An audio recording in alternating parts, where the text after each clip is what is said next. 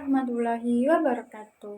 Perkenalkan, saya Erina Natalia dari Universitas PGRI Kanjuruhan Malang, khususnya di Prodi PPKN.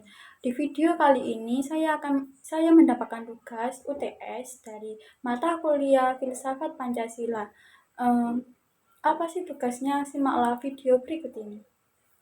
Dalam video kali ini, materi yang dibahas yaitu mengenai perbandingan konsep kebangsaan versi Muhammad Yamin dan Prof. Supomo. Langsung saja ke pertanyaan nomor 1.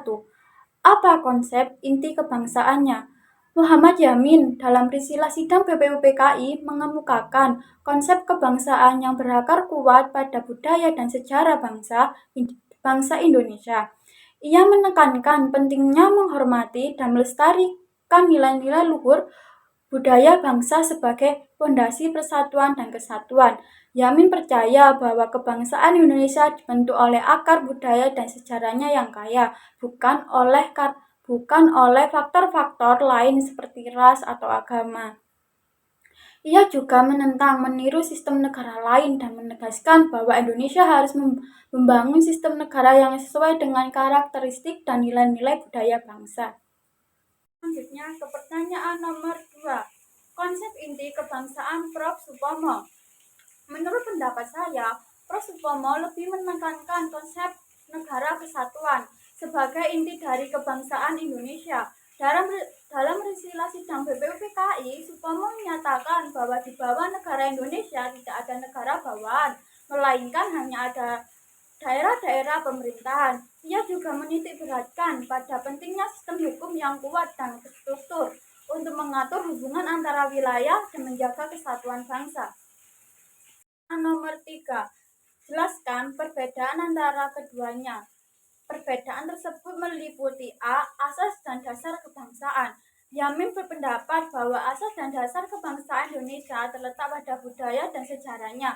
Ia percaya bahwa keberagaman budaya justru memperkaya dan memperkuat bangsa. Sebaliknya, Supomo lebih menekankan asas negara kesatuan sebagai dasar kebangsaan.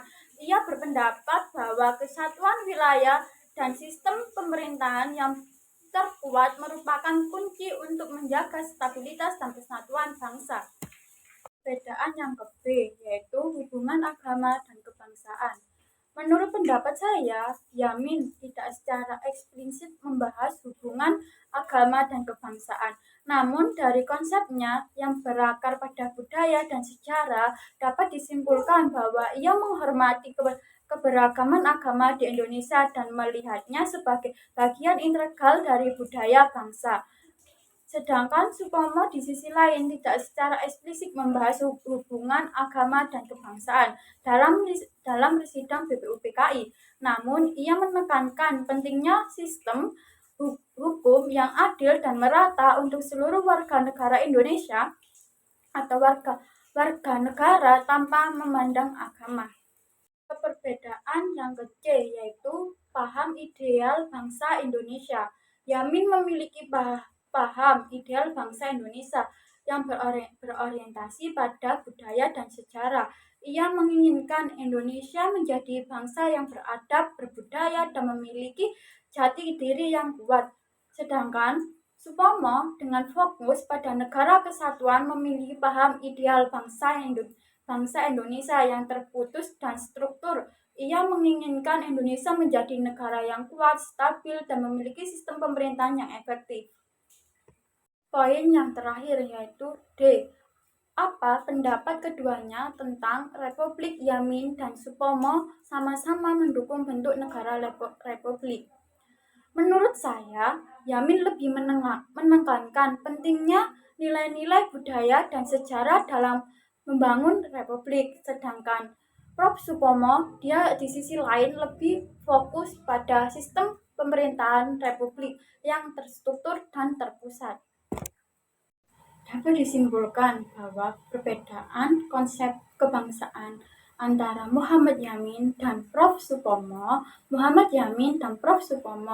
adalah dua tokoh penting dalam sejarah perumusan Pancasila, memiliki pandangan berbeda tentang konsep kebangsaan Indonesia.